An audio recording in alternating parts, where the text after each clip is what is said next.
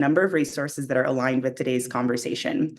We suggest putting your phone on Do Not Disturb, quitting out of your email and messaging apps so you can really get the most out of today's discussion. And it's also going to help with your audio and video quality. And lastly, we love interaction, so feel free to share your thoughts and comments with us in the chat. Now, to get the show underway, I'm going to introduce our speakers.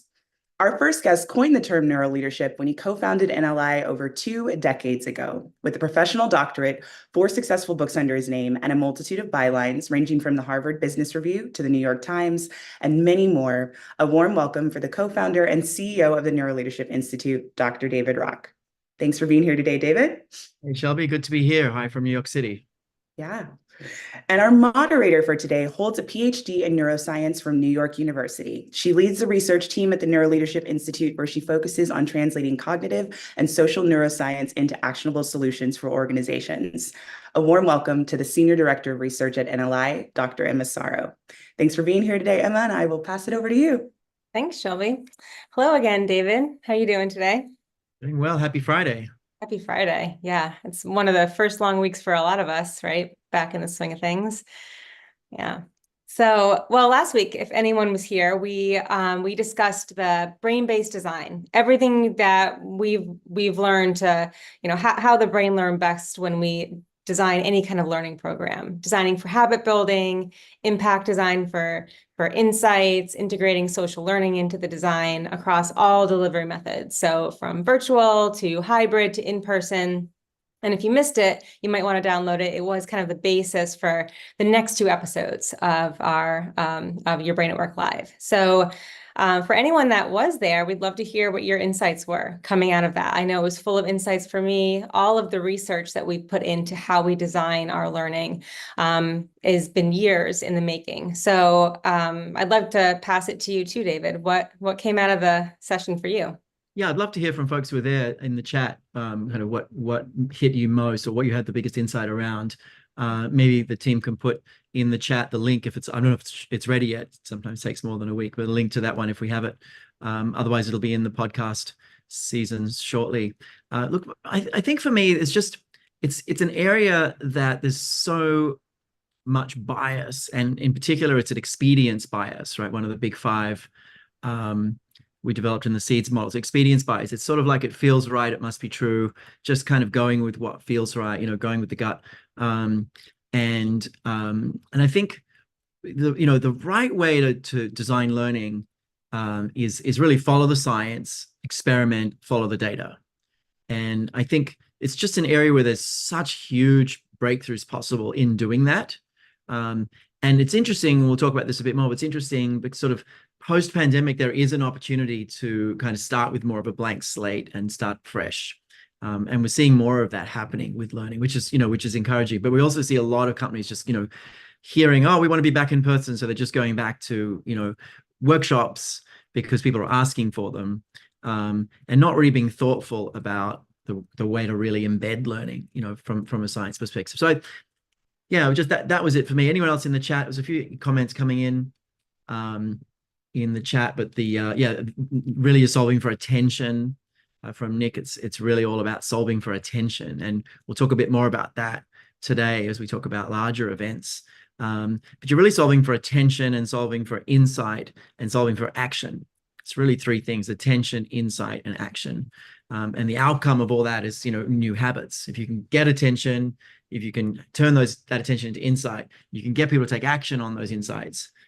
Broadly speaking, that's how you drive behavior change. And now you've got something really there, but no one sort of thinks like that. They're solving for, all sorts of other things. They're not solving for attention. They're not solving for insight. They're not solving for action. They're solving for other things.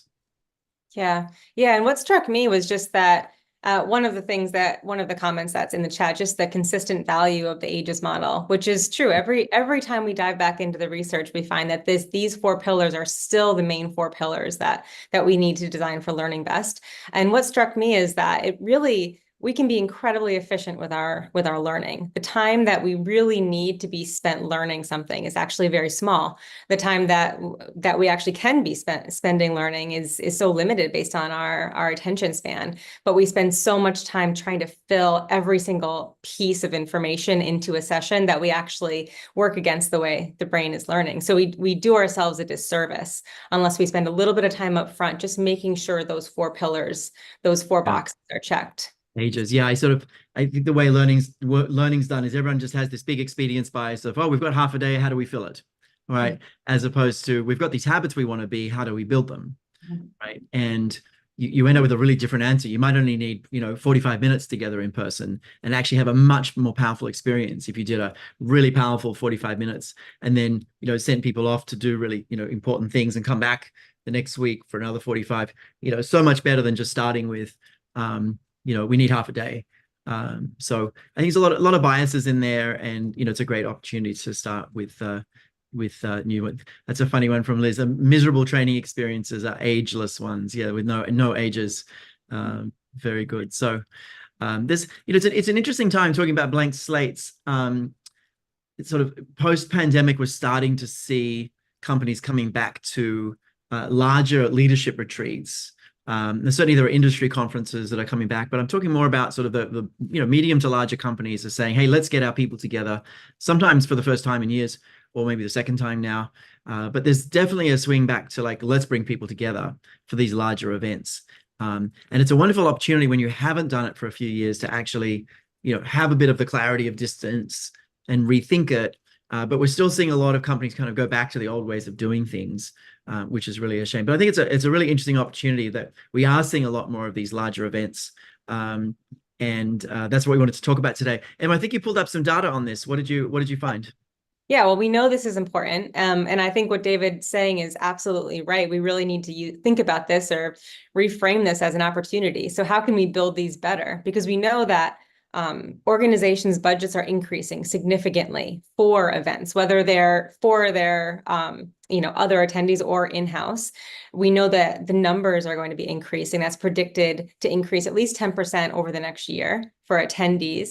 And in-person events are also increasing. So we'll be talking about all different kinds of events. We know that virtual events can be just as powerful as in-person, but a lot of the in-person events are increasing. Over 85% of organizations are planning to have either the same or more in-person events this coming year. Right. And I guess what I wanted to focus on today is the common theme is larger events. Now, whether they're virtual or they're in person, we'll probably focus a bit more on in person, but we can definitely touch on some of the principles for virtual. You can do really successful, larger virtual events. We've been doing them, but a little bit more on the in-person, given that trend and really what it takes to run successful in-person events. I think that's a good place to start. Where do you want to start there, Emma? Yeah, well, I mean, I would say that we have a lot of evidence that we know how to do this well. We do it every year, and we will touch on this at the very end, but we design the most brain-friendly events. And I'm a bit biased, but I think that we do this intentionally as we plan from start to finish to make sure that all of the pieces of ages and everything else that we're learning is integrated into the design. But let's just start from the complete opposite end. So what would you say, David, are the major pitfalls that you see as you attend these conferences? Yeah, so I have this privilege of designing our event every year, which we've done since 2007, and every year we literally go back to the drawing board and say, how can we make it better? So we've had this amazing opportunity to innovate, to follow the science, experiment, and follow the data, for years and years, now decades. So we've had that. Plus, I get invited a lot to speak at and attend and speak at these larger events. I mean, in the fall it's every week, but it's dozens and dozens of events every year. And then thirdly, we're actually often called on to design these by our partner clients, where we'll be a partner in actually designing the whole concept. Sometimes we'll get in and help execute as well, but we do a lot of the real design work. And we end up designing really, really differently. I'll give you some examples towards the end of this chapter, but sort of watching all those three plus like understanding the science, there's a couple of things that jump out. Like one of the things I think that organizations get wrong, and let's just imagine a leadership retreat of say 200 people, right? You've got 200 leaders, maybe you've got 10,000 employees, 1,000 managers, and you're sort of trying to gather the top 200, right? The C-suite and 1 or 2 levels down. What I see, first of all, is everyone designs these for what happens on the stage instead of what happens in the seat, right? And I remember having this big insight about this. I went to an event that was actually about learning, and I won't mention the company or whatever, but it was a sort of an industry event. It wasn't run by one company, but it was an event about learning. And this organization had lots and lots of resources and lots of bells and whistles and lots of amazing names and amazing technology and all this stuff. And the stage was like really special. The people on the stage was special. The lighting on the stage was special. The technology behind the screen. And it was like, this was like as far as you could go, pretty much, like really amazing sound, light. But in the audience, basically the lights were way down, and like you were literally kind of in a theater, right? But you were in the dark for 2 whole days, right? Sitting with people you really wish you could talk to and learn from, and you couldn't. And I think it was an accident, and it's an accident I see happening a lot, that people design for the experience on the stage and sort of keep going further and further and further and further in that direction, without realizing that the value of these is really what happens in the seat, right? And I'm not saying you don't want amazing stuff on stage, but what you really want to do is design for the participants' experience in the seat. And I walk around conferences, honestly, every single month. I go to a conference and I talk to the lighting people, and I get them to turn the lights up in the main room. It's constant. They're like, "Are you sure the stage won't stand out as much?" I'm like, "I'm sure." Can we turn the lights up? And I'm constantly doing that. So, I mean, that's just a sort of funny thing. But the reality is, if you're designing for what's happening in the seats, you design really differently. Now it's not just the lights up, it's the way people are interacting, it's how you seat them, it's how many you seat them, it's all sorts of things. But just conceptually, you want to think about the person in the seat and how they're going to learn the most, not how do we keep them watching basically television live for 6 hours or 8 hours or something. So that's one sort of one thing I think that we really have wrong. The second thing that we have wrong is we don't sort of follow the natural energy of people. And maybe I see this because I go to so many events and I understand what I'm seeing, but there's some very basic things, like in the morning you get much better attention, you can do much harder things. You don't need half-hour breaks unless you've got large number of people. You can do a lot with focus people intensely, 15-minute break, focus people intensely, 15-minute break, right? Move them around, keep it going. Once you get to lunch, this starts to get a little TMI, but once you get to lunch, you have no option but to give people a bio break 60 minutes after lunch. Like you have to, unless the room is full of Marines who can self-control in some way. And particularly if the audience is more female versus male, there's some slight variation there in all of that. But you must give people a bio break 60 minutes, at the most 75. There's no way around it. And these conferences that go for 90 minutes, 2 hours, like after lunch, you just see everyone peeling out, right? So that's just an example, but how do you follow sort of the natural energy of these things, I think is the big question, right? And the other thing is I don't know, Sizzler's making a comeback, right? I heard they're coming back, right? There's something to that. Like you go to Sizzler. I remember the first time as a kid I saw Sizzler, I was like, wow, so many options, right? And then you can't like eat again for 2 days because your stomach's just in terrible shape, right? But this attraction of this incredible smorgasbord of options, right? Compare that to, say, a tasting menu that's really thoughtfully put together, where things fit together in the right order, the right foods in the right order, so they you're having the proteins and the carbohydrates in the right order, all this kind of stuff. So what I see a lot is they're trying to make the whole experience look amazing to attract people, and the way they do that is they pack the schedule with lots of people, lots of speakers, right? Not many breaks, and they often like give people like breakouts, like go off there if you're interested in that, go off there but if you're trying to bring people together, create a shared experience, the last thing you want is people learning different things, right? What you want is to really design for coherence, not for kind of smorgasbord. So it's a different concept, but you're designing so every piece that you add over the day or 2 days or 3 days makes everything else that you've introduced fit together better in some way, right? Or set up the opportunity for that. So you're kind of trying to design so everything fits together beautifully and everyone has this shared experience and everyone has these meta insights of stuff. So those are sort of the pet peeves that I see. Designing for the stage instead of the seat, not following the natural flow of energy of things, and designing for the smorgasbord rather than designing for coherence and shared experience. Those are three things. It might be interesting to hear from the group. What are your sort of pet peeves? What do you see out there? I'm sure all of you listening attend a lot of events. What are some of the sort of pet peeves you have when you design events? Yeah, I know. I love the comment from June. And I was actually, what was coming up for me as you were talking through those three major pitfalls was my own experience with you designing last year. It was in person. And the first thing that you said as you walked into the main room was, oh, the tables aren't organized in the right way. The tables for the audience have to be organized with this number of chairs. And that's so important. And this is all based on, the ideal number of individuals in a table and where the rows of seats were and how many are ideal, what that looks like before even turning to the stage. And I thought that it makes so much sense thinking about the science. Yeah, let's get to that in a minute. Let's talk about sort of some of the principles you can design for rather than just my complaints. But any other complaints from the audience about kind of what you see out there? Thanks, Liz. Yeah, just speakers talking at you without discussion, Q&A, long sessions at any time of day. Thanks, June. Yeah, what are the other pet peeves that you see in conferences?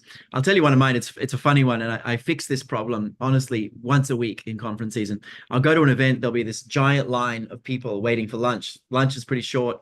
This giant line, like trying to get to the food tables, and the food tables will be up against the wall. And I'll just pull the food tables out. So there's two sides to the table. I do it almost every week. It's like, can someone just look at the system and like make that change so that like people can eat twice as quickly? It's really funny. Thanks, Amy. So yeah, just, too much content, all that. So yeah, let's talk about what you should be designing for. In what you should be designing for. It's sort of building on what I was saying, but the first thing is, how do you design for maximum attention, maximizing attention, right? And there's some rules of thumb, and if you've attended our summit, you'll see we do this pretty religiously, like 15, 20 minutes, at the absolute most 25, for an idea or a concept, an introduction, a point of view, a speaker, a story, whatever. And then a little moment to shift gears. We call that a digestion break. And we did this based on real research when we published Ages, that we saw that about 20 minutes is the maximum you can really focus closely on something before the brain really tires. We've been experimenting with it. It works really well. 15, 20, 25 at the most. Like it, and just a moment to kind of catch up and let the brain just sort of digest. And that could be lots of different things. At the summit, we just literally say, hey, turn to the person next to you and talk about what you've heard so far for 5 minutes, right? Don't need 15 minutes, don't need 20 minutes, don't need 10 minutes. You can do a lot in 4, 5, 6 minutes. Digestion of the ideas, or ask questions, or have a panelist sort of discuss things. It's really interesting as you sort of shift topics. The attention needs sort of time to like turn down the networks that you've activated and then turn up new networks, right? So if you're talking about, apples and you're talking all about orchards, right? Now you're going to talk about cows. You sort of got to stop thinking about orchards, right? Now start thinking about grass and fields. And like, you've got to dampen down one network and bring the other one up. And these sort of little segue moments between are really helpful. So we always present in chapters. We try to make it no more than 3 chapters and have these digestion pains. So that's an example of solving for attention. Another example is there's a magic number of people at a table.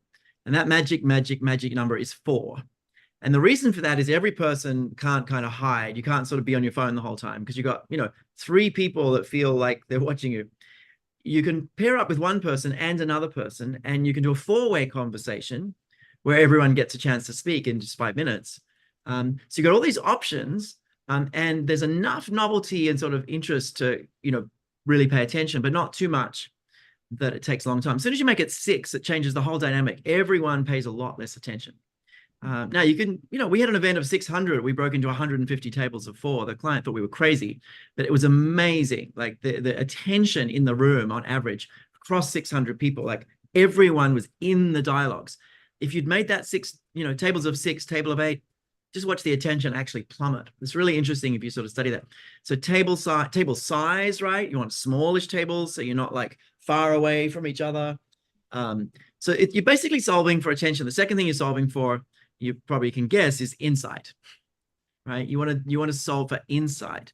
Now, that means like giving people time to reflect, right? During sessions, between sessions. You know, the way we do it, we'll have a session and then a break, right? A proper break. And then a session, and then lunch, and then a session, and then afternoon tea, and then a session, and then, you know, drinks, and then being originally Australian, more drinks and more drinks. No, I'm joking. But we'll like after each kind of big idea, an opportunity to mingle with people and discuss the ideas. Huge difference, right? Huge difference when you do that. So you're solving for insight. So first thing is you're solving for attention. The second thing you're solving for insight, lots of different ways. And then the third thing that you're solving for is really action, right? And how do you get the group to really do something meaningful with this? Now, depends. Sometimes these events are just like sharing strategy, brainstorming, building relationships. You know, so that's okay. But maybe you want to get the group together 30 days later, give them an activity they've got to report out on. You can do that virtually, right? The ideal leadership retreat is a kickoff to something that people really have to do like pretty soon. So if there's learning involved, the retreat kicks off a learning experience that they're going to go straight into, like in a week or 2 weeks or a month at the most, right? They're going to kick it off, get started, really. That's ideal. And, you know, if you're introducing a new strategy, probably, you know, maybe once a month for the next 3 months, you get in the group together to talk about how they're working on that strategy. So it should never be a standalone thing unless it's just building relationships. But very few leadership retreats are just building relationships. So 3 things to solve for: attention, insight, action, similar to smaller events, right? The outcome of all that is change, is, you know, new habits, organizational change. But those are really the big things. But I'm doing a lot of talking. Emma, what do you think? What should we be solving for in these big events? I think you're absolutely right. And one thing that was coming up when you were talking about the solving for attention and the group size is by adding those little segments in for people to move around and chat, you're also helping them to kind of like wake up a bit. It allows you to have those long 75-minute sessions and get all of the information out that you want to, because you've allowed individuals to kind of move around, just physically turn to the person next to them and kind of engage a little bit. It makes the time go by so much faster. And it allows you to cover all of this information while generating insights, that social component. So all of those things are kind of solving each other, and it allows you to have those nice long sessions where you have multiple people talking. Yeah. Panel or whatever it is that you want to have, those keynote sessions. Yeah. I mean, I'll give you a little bit of math. So a lot of the insights that happens at these events is actually from other people, right? Or other people having insights about the content, and it gives you an insight, right? Or sharing knowledge or building relationships. Like it's definitely about things to do with like connecting with other people. So you go to a normal conference, let's say a 2-day conference, a 2-day retreat, right? You're at a table of 8. Is really common because sort of the caterers are solving for cost and, you know, minimal tables, and, you know, so you solve for 8. So basically at 8, you'll talk a little bit to the person next to you and maybe the other side. It's very hard to talk to anyone really beyond that, and you'll stay at that table all day. And right, and the next day you might sit with different people. So the chances are, on average, you got 100 people, right? They're each meeting 2 others over 2 days, so that's 4 others, right? So they're having like conversations during the sessions with 4 other people in 2 days, right?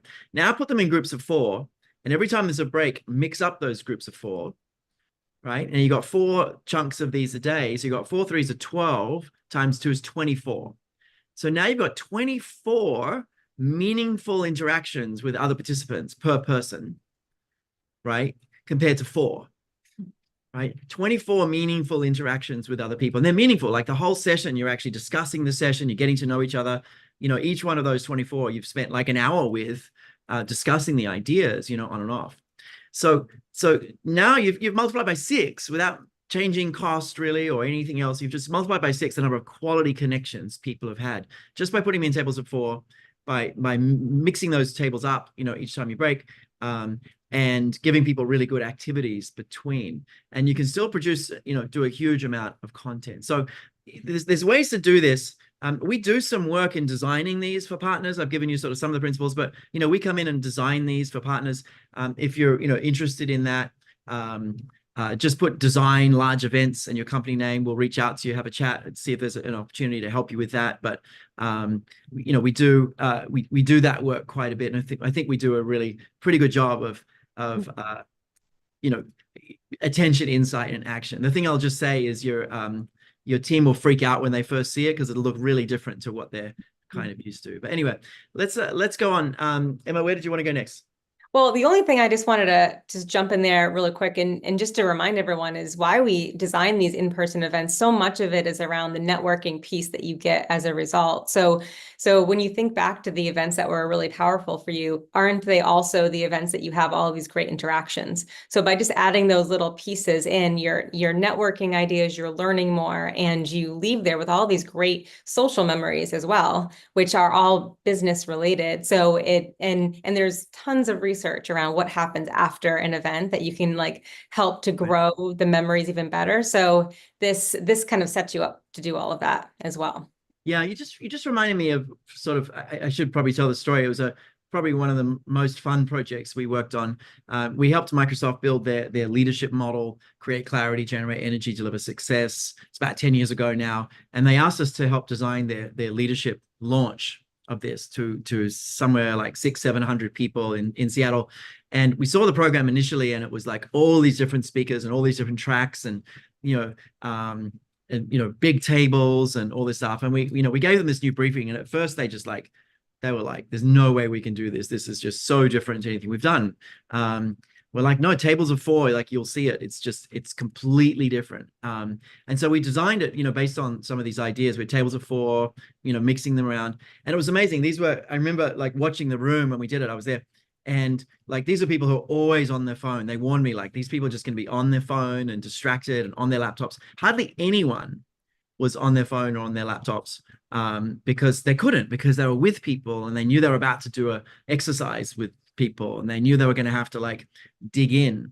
And so we had really high attention in the group, really, really high attention. And they actually said it was the highest rated event they've ever done in their history. I think we got 4.7 out of 5. But all we did was design for attention and insight and action. It was like half a day on create clarity, half a day on generate energy, half a day on deliver success, and speakers around those things and activities and exercises, and it was super successful. So I think there are really different ways of doing things. Anyone have any questions? There's one from Joanna that's interesting. Any other questions coming in that you wanted to address? I think Joanna's question is good. What about people with social anxiety? You definitely need to explain the strategy up front to people, and let them know why you're doing this. And also the math is that one person can stay at the table, right? 3 other people have to move. So, if you're someone who really wants to stay in the same position, for the day, then, you could be that person who stays at that table, other people move around. And of course you can give people a chance to opt out, if you really don't want to be part of that. There's a couple of tables over in the back corner for people who don't want to be part of that for whatever reason. Right. So you can always have the opt out, but I think you want to make it the principle that you do this, and then the people that, for whatever reason don't want to be part of that, they cannot. There are folks who are just managing a disaster and need to have their laptop open the whole time. They're in the back corner at that table that's not disturbing others. Those kinds of things you're always kind of accounting for. Any other questions coming up from folks? Yeah, no, I think this is great. And I think we could talk about this. I mean, it must be amazing to actually see the change, that positive social pressure that you add by kind of reducing the size of the group and, kind of encouraging them to talk to each other. And in the end, it might have felt a little bit anxiety inducing and a bit, I'm a little nervous to have to talk to this person. I don't know this person maybe. And then in the end, the rating is completely different. Yeah, I mean, we wrote a whole piece on this in Fast Company that learning needs to be a little bit uncomfortable for it to work.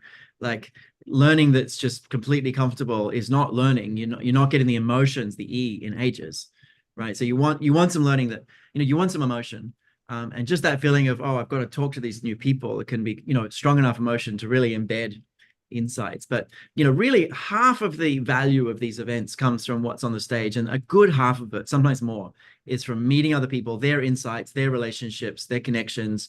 And so why would you want to walk away from 2 days with, you know, 4 good connections when you could walk out with, you know, 24? And if you're talking about 100 people, that's like, you know, 400 versus 2,400 connections. Really, really, really big difference in the connectivity within that team. So it really starts to add up. Absolutely. And now with everything, you know, if we're starting from scratch, and the influx of AI and technology, I mean, how would you in an in-person event even integrate some of these new tools to maybe increase the social interaction, increase the networking after the event? Yeah, there's some interesting things. I mean, we're going back to our summit being virtual again this year for a bunch of reasons. We did it in person last year. We've done it virtually the year before. We're doing another virtual one this year. You know, we're expecting more than 1,000 participants, maybe closer to 2, you know, virtually. So we think a lot about how do you engage virtually.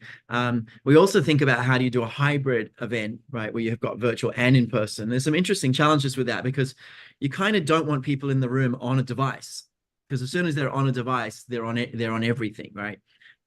So sort of really tricky. You're trying to keep people in the room off devices and people out of the room interacting. So we end up with a team of folks who are supporting the digital side. And the people on the digital side are still actually doing digestion breaks, right? But they're doing different activities in those digestion breaks. Or we have sort of a commentator, you know, taking questions and interacting with folks in the in that digital side. So we're sort of reproducing the experience in a similar way, but not exactly the same way. The interesting challenges. I will just say, you know, during the pandemic, a lot of folks experimented with leadership retreats virtually, and I believe there are ways to do them that really do deliver immense value. It's different to in person. There's no question you're not getting as much of the relationship benefits, but you can do it radically cheaper. Like, you know, something might cost $2 million, you can do for, you know, 50,000, right? Radically cheaper. And you can also have radically more creativity and insight. So you can actually really increase attention, insight, and action if you design it well. But what it looks like is more like, you know, 3 days of events with, you know, 90 minutes in the morning, 90 minutes in the afternoon, you know, for 3 days, right? Which ends up adding up. You know, so you're not doing like a whole day virtual event, but there's ways of doing virtual events, or even over 2 weeks, you know, Tuesday and Thursday, hour and a half in the morning, hour and a half in the afternoon, come back, you know, on the Thursday, give people actions in between, do it again the next week. There are upsides to that kind of virtual design. Even if it's 1,000 people, you can do that with 1,000 people. Tremendous upsides to designing like that, where you're really going in and working on something together that you actually couldn't get in person. So you don't get the relationship benefits, but you can actually get the creativity and insights and actions benefits in ways that are really unexpected. So I'll just throw that out there. There's some different things you can do. Yeah. So leverage the benefits if you can, right? It might just look different. Yeah, absolutely. Well, so I think we should switch focus a little bit and talk about our own summit, right? Because we have a great story about how we've built it, the inception, how long we've been doing it. So let's talk about our own event and where it started, how it started. What did it look like? Yeah, I mean, look, to be honest, it started out of complete self-interest. I wanted to get the scientists I'd been talking to and meeting with all around the world. I wanted to get them together and see what happened, because I'd been meeting with all these amazing neuroscientists. This was like between 2003 and 2007. You know, over 3 or 4 years, I was meeting with these incredible people who never talked to each other, didn't even know each other existed mostly. You know, someone studying, you know, decision making versus someone studying creativity versus someone studying, you know, emotion, someone studying emotional regulation, someone studying attention. You know, all these people. I thought it'd be really, really amazing to get these scientists together. And sort of see what happened if we talked about leadership. And so the first summit was in 2007. It was sponsored by a business school called Cimba, which is a study abroad university in Italy. Al Ringleb there and the team there do amazing work with students. So we ran this first conference, and I thought it would be really, really amazing to get, you know, these scientists together and see what happened. And then I realized we needed some business leaders there to sort of help pay for it. right? We needed some people to buy tickets to help, fund it. And what happened was interesting was we got the scientists there together. And what was amazing was that they argued fiercely and disliked each other fiercely. And no connections happened between the scientists really of any meaning. Like there was no collaborations or any sort of ideas between them. The scientists, of course, were their normal academic selves arguing. But what was fascinating was the connections between the business leaders and the scientists and sort of what emerged out of it. And what emerged out of it was, from that first summit in 2007, which we have, by the way, on video, on HD video. We filmed it. It was an amazing event. What happened out of that first one was like the birth of the field of neuroleadership. And, Business Week covered it and all these magazines covered it. And we got all this media sort of by accident. And then we ended up, I ended up trying to get someone else to run it the next year because it was a lot of work. We couldn't find anyone else to run it. So we started running it. In 2008, we made this ridiculous decision to run one in Sydney and London and New York. Nearly killed us. But it was really, really helpful. It's from there we sort of started to move it around. But the first few summits were very much about sort of getting the right scientists along to kind of contribute their ideas. So, Marco Iacoboni on mirror neurons, and Matt Lieberman on social learning, and Kevin Oxner on self-regulation, and Amy Anson on overall prefrontal function. And we had all these amazing speakers come and talk to us for that first sort of really 10 years or so of the summit. It's kind of building a library of insights and thoughts. And in parallel, we started publishing the journal in 2008, which is where SCARF was first published, and all of this. So the sort of the journal and the summit kind of came together. We continue to do both, but it really evolved.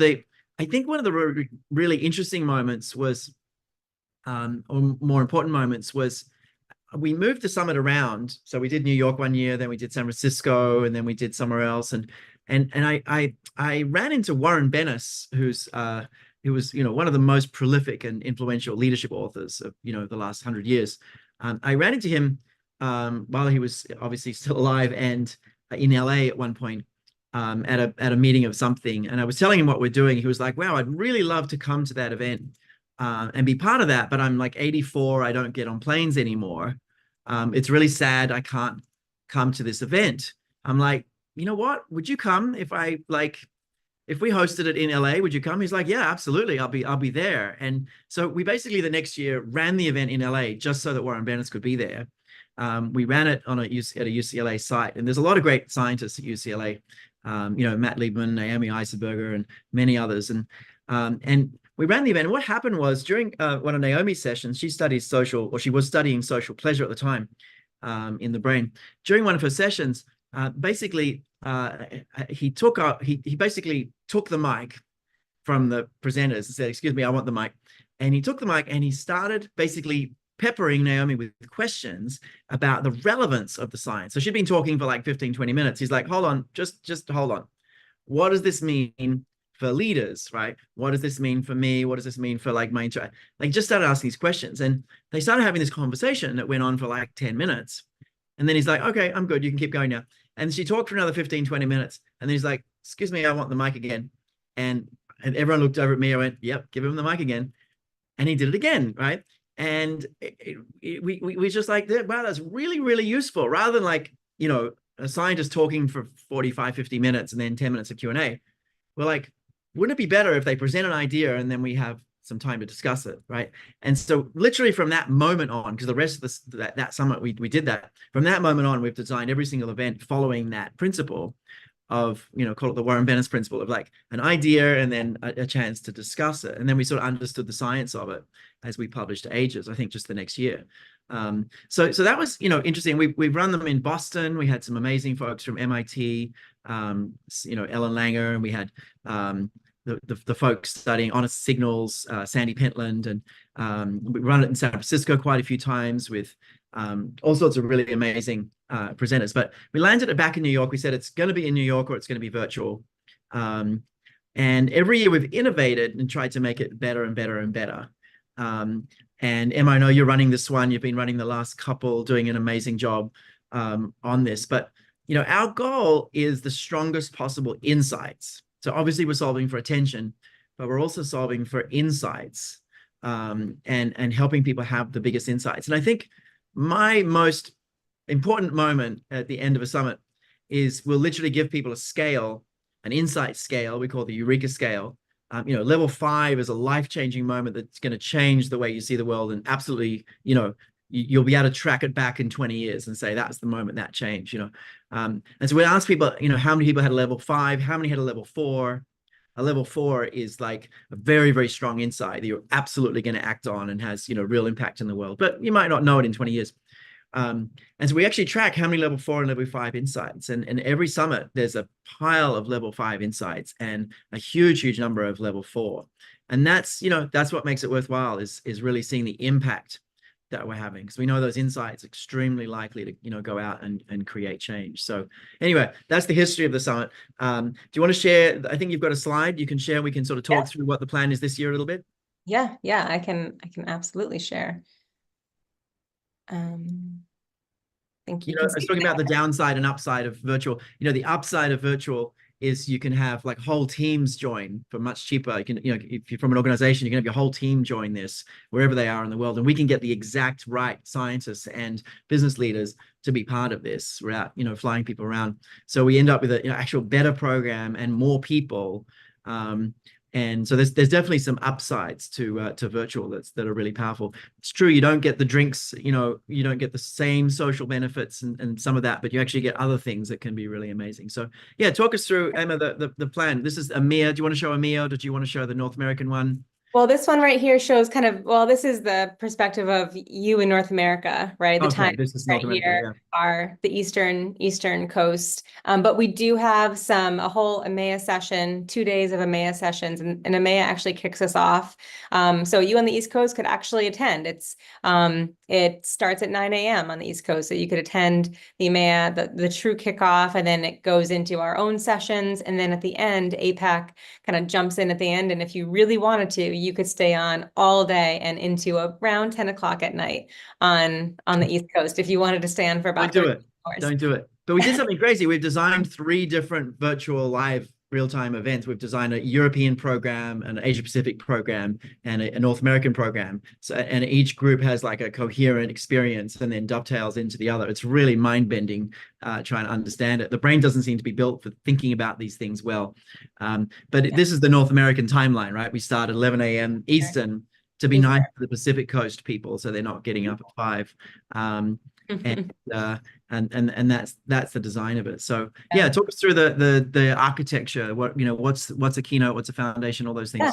So we usually bracket a single day with a keynote. So a keynote is just a longer session. We normally have more individuals in the panel talking, usually a little higher level thinking, talking about like the major challenges and how it impacts like globally or organizations. And we touch on these topics throughout the day as well. So we'll talk about how some of the content that we're talking about in the first keynote is going to come up later in the day or the next day. And then at the very end of the whole experience, we kind of end with, what were your biggest insights, pulling from what we've learned throughout the 2 days and then going forward. So we do have a method to how we design this. We ask questions of coherence, what are they learning in the beginning of the session, in the beginning of the whole experience, and how does that emotion change throughout the course of the 2-day experience. So we think about that and, making sure that a leadership session is not overlapping with another leadership session, so that someone who's truly interested just in leadership or in talent and performance or diversity, equity, inclusion don't have to choose between these sessions. Minimize the FOMO. That's very important. And I love that, we did this about 3 or 4 years ago, and it's really starting to work. We've got these foundation sessions. So if you're new to NLI,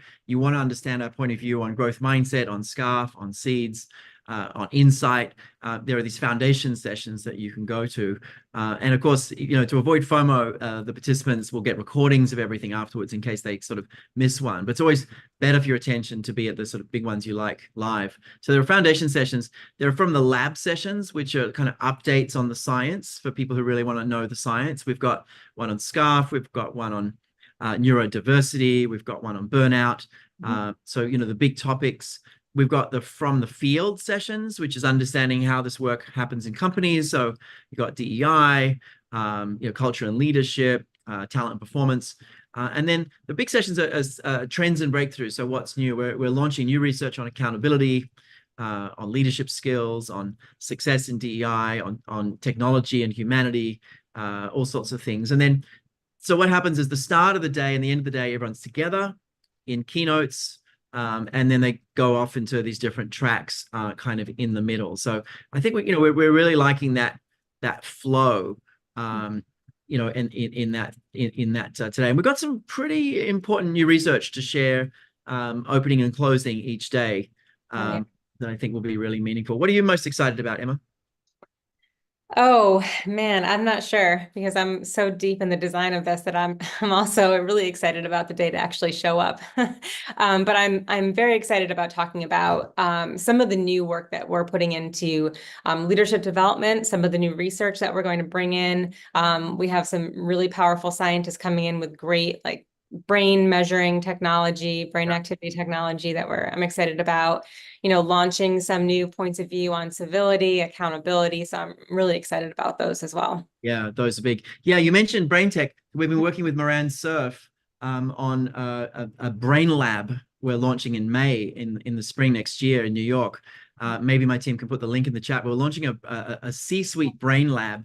It's a 3-day retreat where you're involved in all these leadership activities while wired up and all this stuff being measured. And you get all this amazing feedback and get a chance to really build muscles as a leader. It's going to be a super powerful retreat. It's a C-suite brain lab, May 5th to 8th in Manhattan next year. So something to share in your organization. So we'll be sharing more about that at the summit. But Moran will be in the closing keynote, I think, day one. He's an amazing scientist that we've been collaborating with. And I know we're also soon after the summit, we're launching for the first time, we're doing a 1-day brain-based design and facilitation workshop. I think I'm running the first one in New York and then one in London. But there's those of you interested in designing learning or facilitating more powerfully through brain principles, we're doing a 1-day workshop. I can't remember the date. It's my team will put it in. There we go. It's there's the link for it. I think it's November 13. There we go. Thanks. So November 13, a couple of weeks after the summit, we're doing that in downtown Manhattan. So look out for that if you're interested in that. But the summit itself, is an opportunity for us to stretch ourselves, to push ourselves, to launch new research. It helps us, really stay on the research track, stay really focused, keep innovating, all of that. And we'll be doing all sorts of things. I think one of the things I'm excited about is we'll have a guest faculty in every session, which is our AI called Niles. So Niles is going to be commenting as well as we go based on real-time things. And it's going to be really interesting to see how you have an AI at a summit actually involved. So that's going to be interesting. Yeah, I think that's probably plenty for today. Any other comments you want to make, Emma, before we wrap up and hand back to Shelby? Well, I did want to point out that next week we're bringing up our topic of learning audits, which is something that is so highly related to what we're talking about today. So do you want to talk a bit about why that's so important? Yeah. I mean, these bigger events really should be part, a really coherent part of an overall learning strategy, right? That you should be using them to kick off other things and all this stuff. So we've seen this increased interest in learning audits where you basically look at the whole learning strategy. We started doing these when the pandemic hit, because people had to go virtual and we'd already been doing that for years. But there's increased interest right now because of this huge acceleration in how much there is to learn and how little time there is to do it. So we've been helping companies look at, significantly increasing the impact of learning while decreasing the time and the cost. And so we'll look at a whole learning strategy and show you how you can get more impact in less time and less cost, quite meaningfully. So we're going to talk about that next week at the next session. And we'll do that. We'll sort of walk through what that looks like, what the insights are. And then we're also doing that, in companies now. But I think we just thought it'd be interesting to share kind of what we're seeing, give you some insights. But it's been really interesting to see the trends out there in learning. So if you are interested in that and you're in a hurry, can't wait for next session, just put learning audit and your company name and someone can reach out and talk to you. Learning audit, your company name in the chat, and someone can reach out. But I think that's plenty for today. Emma, thanks for a great conversation. I'm excited to be part of these big events. Again, some of them are really great. It was a fantastic one. this week with Jefferson Health. They've really been thoughtful about all these principles. You're really impressed with the way they designed and executed the event. But yeah, watch out for designing for the stage instead of the seat. Think about people's experience and think about coherence, not sizzler. Though, that'll make a really big difference. Hope to see many of you at the summit. So thanks so much, everyone. Thanks, Emma. I'll hand back to Shelby. Yeah, thanks all. Awesome. Thank you so much, David and Emma. We appreciate you all the time. Now for our closing, we put our poll up. Let us know how NLI can help you in the future with just a few more quick announcements. So Summit 2024 is taking place next month, October 29th and 30th. As we spoke about earlier, we've been working really hard on it. So if you want to learn more about that and get tickets, visit summit.neuroleadership.com for all of your needs. If you enjoyed today's conversation, you'll love the Your Brain at Work podcast. So wherever you listen to podcasts, check that out. And this is where we officially say farewell. So on behalf of our team behind the scenes and everyone involved at NLI, thank you so much. And we'll see you again next week.